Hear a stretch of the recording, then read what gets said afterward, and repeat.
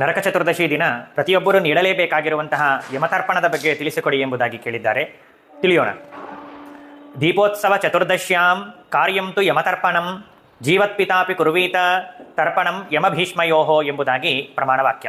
ಈ ಪ್ರಮಾಣ ಜೀವಂತರಾಗಿರತಕ್ಕಂತಹ ಪಿತೃಗಳು ಇರುವಂತಹ ವ್ಯಕ್ತಿಗಳು, ಯಾರಿಗೆ ಪಿತೃಗಳು ಮರಣವನ್ನು ಹೊಂದಿದ್ದಾರೆ ಅವರೂ ಕೂಡ, ತಂದೆ ಇದ್ದವರು ತಂದೆ ಇಲ್ಲದೇ ಇದ್ದವರು ಇಬ್ಬರೂ ಕೂಡ ಭೀಷ್ಮಾಚಾರ್ಯರಿಗೆ ಹಾಗೂ ಯಮಧರ್ಮರಾಜನಿಗೆ ತರ್ಪಣವನ್ನು ಕೊಡಬೇಕು ಎಂಬುದಾಗಿ ಹೇಳಿದ್ದಾರೆ.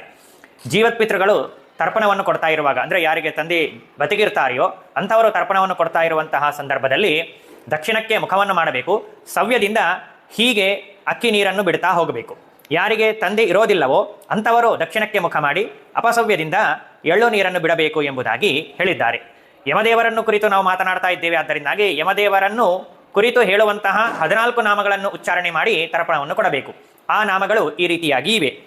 ಯಮಂ ತರ್ಪಯಾಮಿ, ಧರ್ಮರಾಜಂ ತರ್ಪಯಾಮಿ, ಮೃತ್ಯುಂ ತರ್ಪಯಾಮಿ, ಅಂತಕಂ ತರ್ಪಯಾಮಿ, ವೈವಸ್ವತಂ ತರ್ಪಯಾಮಿ, ಕಾಲಂ ತರ್ಪಯಾಮಿ, ಸರ್ವಭೂತಕ್ಷಯಂ ತರ್ಪಯಾಮಿ, ಔದುಂಬರಂ ತರ್ಪಯಾಮಿ, ದಗ್ಧಂ ತರ್ಪಯಾಮಿ, ನೀಲಂ ತರ್ಪಯಾಮಿ, ಪರಮೇಷ್ಠಿನಂ ತರ್ಪಯಾಮಿ, ಭೃಗೋದರಂ ತರ್ಪಯಾಮಿ, ಚಿತ್ರಗುಪ್ತಂ ತರ್ಪಯಾಮಿ, ಚಿತ್ರಂ ತರ್ಪಯಾಮಿ.